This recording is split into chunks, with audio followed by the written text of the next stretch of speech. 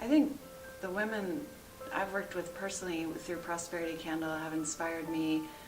They put my life in perspective. If I start feeling down about things, it's like, look at Moo Kho. She's been through so much, and she's this strong, smiling leader who is calm no matter what's happening. And I think it's inspiring to be around such strong women who are so determined.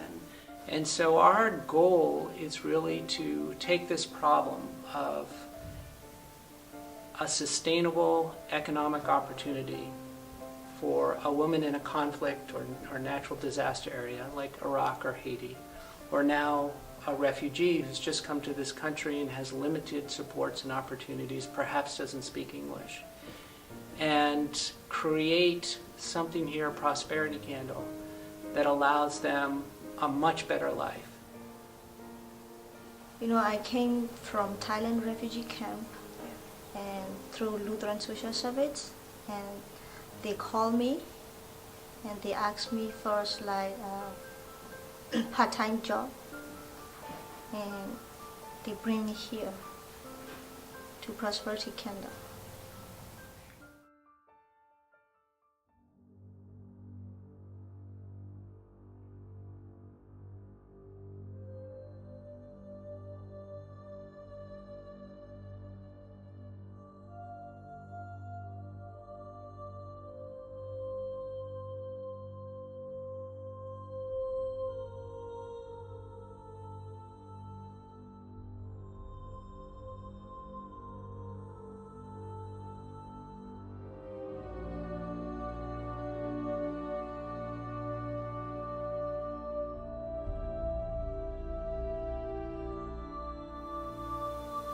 My name is Moo Kho, and I was 36 years old. I was born in Thailand, and when I was 4 years old, my grandmother brought me to Burma, and my mom and my dad, they still live in Thailand. And when I grew up with my grandma. After you did high school in refugee camp, for example, you want to go college or something, you can go. You have to stay in refugee camp. UNHCR register us. If we don't have the paper with our photo, yes, they put into the jail. Somebody leave, they left, and the Thai authority, they catch them, put into the jail. And when I was like 13, yes, I heard they fight every day, and I saw they hit the people with the wood, until they are dying. And the soldier raped the woman or the lady or the girls 5 years old. Like I want that girl, if they don't get, they burn the whole village. There's many girls that are like 15, 16 years old girl. They face the problem like this before. They take off their nails like this and they put in salt. They don't give something to eat, or they put outside. In summertime, it's very hot until they are done. They want meat or something to eat. They didn't ask the owner. They kill and they bring back. The men, they can't sleep in the house at night because the soldier will catch them and ask them to bring their food or their materials, everything. And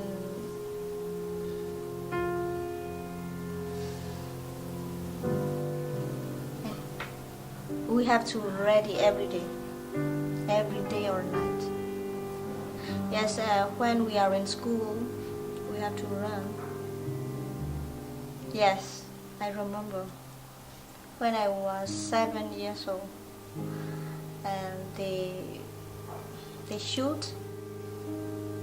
And when I was 15 years old, my mom and my dad they make decision to come back to Burma, but my dad, his friends killed him.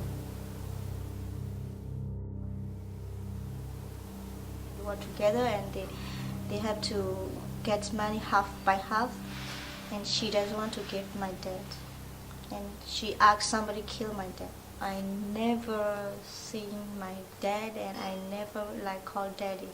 And we have chance to apply to come back to the U.S. I don't have plan to come to the U.S.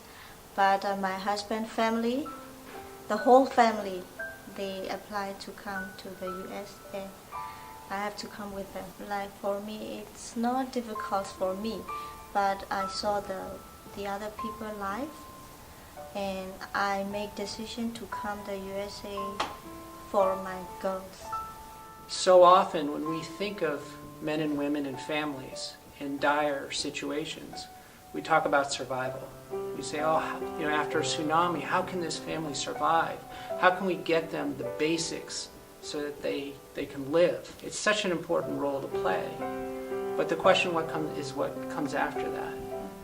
And we at Prosperity Canada have always said it's not enough to talk about survival. Let's talk about thriving. Let's talk about prosperity, way beyond just the basics of surviving. I had been working for about 8 years on international development projects, and what I saw was sort of a gap, was opportunity. It felt like we were training lots of people, but those same people still couldn't put food on the table every day because they didn't have an actual market opportunity. So Prosperity Candle came out of that idea that we would actually pair together the capacity building with a genuine opportunity. All the women who work with us now are Burmese, and I have to say they are such a central part of Prosperity Candle now. In fact, our production manager is a Burmese woman who you know, Moo Kho, and she's been with us for over 3 years. And we depend on her and her team as much as they have a job opportunity here.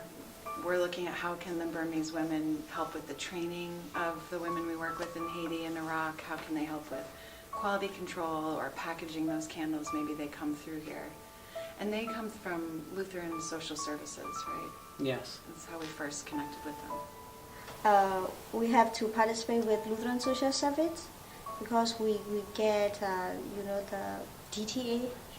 We get money to pay the rent and food stamp to buy food.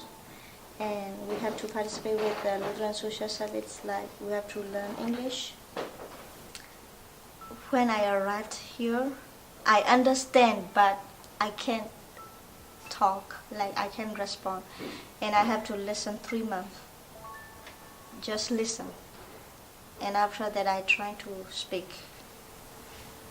There's a famous quote from Hillary Clinton saying investing in women isn't just the right thing to do, it's the smart thing to do. And I think we all have seen that firsthand. Statistically, a lot of data shows that women all around the world, if they earn money, they invest more of that money back into their families. They make sure their kids go to school, they make sure that their family's well fed. So part of it was just since we're working in really tough parts of the world, we wanted to figure out how could we make the biggest change where we're working, and because there's a ripple effect of each woman involved. And so for us, it made sense to work with women. And there are days when you're just exhausted and frustrated and wondering, is this worth it? And then every day I get to work with these Burmese women because I'm standing side by side with these incredibly strong people who want a better life and are willing to work hard for it. And so for me, that's inspiring every day. And it helps put things in perspective. As Siri said, no matter what you have going on in your own life, it's pretty humbling to work with women, widows, or refugees who have lost everything and are starting anew and rebuilding their lives. Before I came here, my mother-in-law and father-in-law arrived here first, and they got a friends, many Korean friends, and God planned for me everything. I arrived in USA, everything is okay.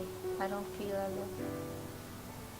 I think that sense of connection, that the world isn't as big as it might feel, that we're all connected, we all have similarities, even if our struggles here in Massachusetts may not seem as extreme as struggles of someone in Baghdad or Haiti. I think everyone likes that sense of global connection. Like they've made this connection, and I think for some people it gives them a sense of possibility of what they can do. Like just a simple thing like buying a $15 candle can really help change someone's life, is a powerful first step for some people in thinking about what role they could have in the world. I like to make candle because the candle gives the light, and the light came from God. God gives light for me, light. Make my light is light. God protect me and save me and gave me everything what I want. After my father passed away, yes, I feel like I'm stronger than before. And before I have experience like this, I feel like a normal. And every day I hope to see my father. After my father passed away, and my mother, she can do nothing. And like many times we face like we don't have money, we don't have rice, like food, and like we have the food only for the dinner. Like tomorrow we don't have food, we don't have money to buy the food. And my mom asked me, what will you do? And I told my mom, just pray. And she prayed and I prayed. And early in the morning, like my man friends, he brought rice, one bag, a big bag. And he said, the whole night I can't sleep. Like somebody told me I have to buy rice for you and I have to give you. And he brought a big rice for us. And I know this is, we pray, and God used that man to help us. We are human beings and we worry our future. But I don't worry because my future is in God's hand.